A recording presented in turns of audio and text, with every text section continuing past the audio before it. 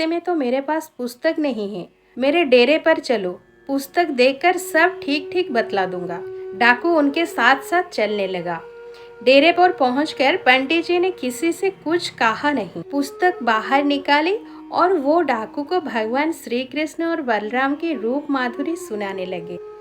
उन्होंने कहा, श्री कृष्ण और बलराम दोनों की ही चरण कमलों में सोने की सुंदर नुपुर हैं, जो अपनी रुनझुन ध्वनि से सबके मन मोह लेती हैं। श्याम वर्ण के श्री कृष्ण पीत वर्ण का और गौर वर्ण के बलराम नील वर्ण का वस्त्र धारण कर रहे हैं। दोनों की कमर में बहुमूल्य मोतियों से जड़ी सोने की करधनी शोभायमान हो रहे हैं। गले में हीरे जवाहरात के स्वर्ण हार है। हृदय पर कौस्तुभ मणि झिलमिला रही है।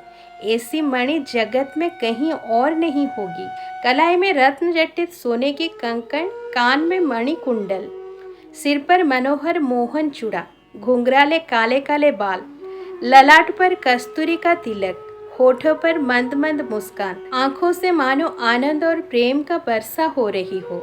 श्री कृष्ण अपने कर कमलों में सोने की वंशी लिए उसे अधरों से लगाए रहते हैं। उनकी अंग कांति के सामने करोड़ों सूर्यों की कोई गिनती नहीं। रंग बिरंगे सुगंधित पुष्पों की माला, तोते जैसा नुकीला नासिका और कूंद बीज के समान श्वेत दांतों की पंथ बड़ा लुभावना रूप है। और जब वे त्रिभंग ललित भाव से खड़े होते हैं, देखते देखते नेत्र बंद ही नहीं होते। बांके बिहारी श्री कृष्ण जब अपनी बांसुरी से राधे राधे की मधुर तान छेड़ते हैं, तब बड़े बड़े ज्ञानी भी अपनी समाधि से पिंड छुड़ाकर उसे सुनने के लिए दौड़ आते हैं। यमुना के तट पर वृंदावन में कदम वृक्ष के नीचे प्रायः उनके दर्शन मिलते हैं। बनवाली श्री कृष्ण और हलधारी बलराम। डाकू ने पूछा, अच्छा पंडित जी, सब गहने मिलाकर कितने रुपए होंगे? पंडित जी ने कहा, ओह, उसकी तो कोई गिनती ही नहीं है, करोड़ों अरबों से भी ज्यादा है। फिर डाकू ने पूछा, तब क्या जितने गहनों के आपने नाम लिए हैं उनसे भी अधिक हैं? पंडित जी ने कहा, तो क्या, संसार की समस्त संपत्ति एक ओर और कस्तूभ मणि एक ओर, फिर भी कोई तुलना नहीं। डाकू ने आनंद से गदगद होकर कहा, ठीक है, और कहिए वो कैसे हैं? पंडित जी ने कहा, वो मणि जिस स्थान पर रहती है सूर्य के समान प्रकाश हो जाता है, वहाँ अंधेरा रह नहीं सकता। वैसा रत्न पृथ्वी में और कोई है ही नहीं। फिर डाकू ने कहा, तब तो उसके दाम बहुत ज्यादा होंगे। क्या बोले, एक बार भली भांति समझा तो दीजिए। हाँ, एक बात तो भूल ही गया, मुझे किस ओर जाना चाहिए। पंडित जी ने सारी बातें दोबारा समझा दी। डाकू ने कहा, देखिए पंडित जी, मैं शीघ्र ही आकर आपको कुछ दूंगा। यहाँ से ज्यादा दूर तो नहीं है ना? मैं एक ही रात में पहुँच जाऊंगा। क्यों? अच्छा, हाँ, एक बात और बताइए, क्या वे प्रतिदिन गाय चराने जाते हैं? पंडित जी बोले, हाँ, और नहीं तो क्या। फिर डाकू ने कहा, कब आते हैं? पंडित जी बोले, ठीक प्रातः काल, उस समय थोड़ा थोड़ा अंधेरा भी रहता है। डाकू ने कहा, ठीक है, मैंने सब समझ लिया। हाँ, तो अब मुझे किधर जाना चाहिए? पंडित जी बोले, बराबर उत्तर की ओर चले जाओ। फिर डाकू प्रणाम करके चल पड़ा। पंडित जी मन ही मन हंसने लगे, देखो ये कैसा पागल है।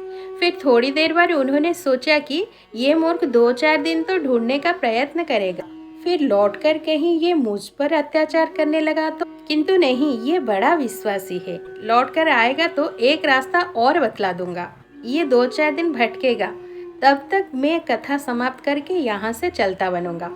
इससे पेट छुड़ाने का और उपाय ही क्या है? पंडित जी कुछ निश्चिंत हुए।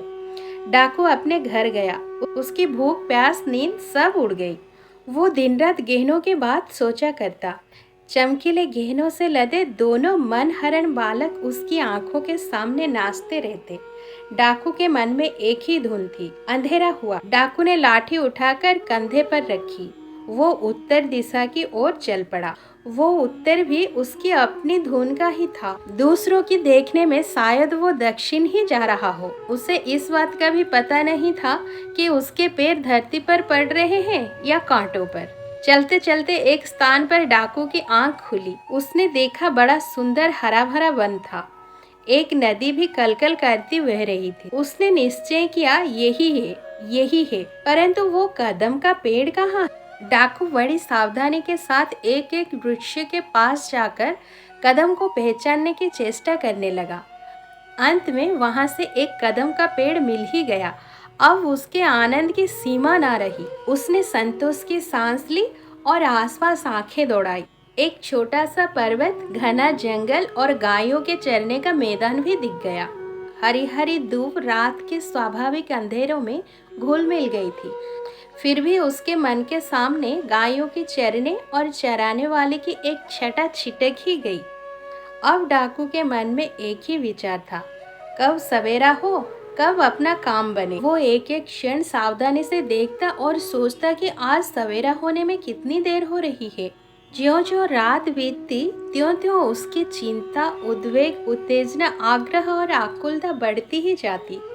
वो कदम पर चढ़ गया और देखने लगा कि किसी और उजाला तो नहीं है।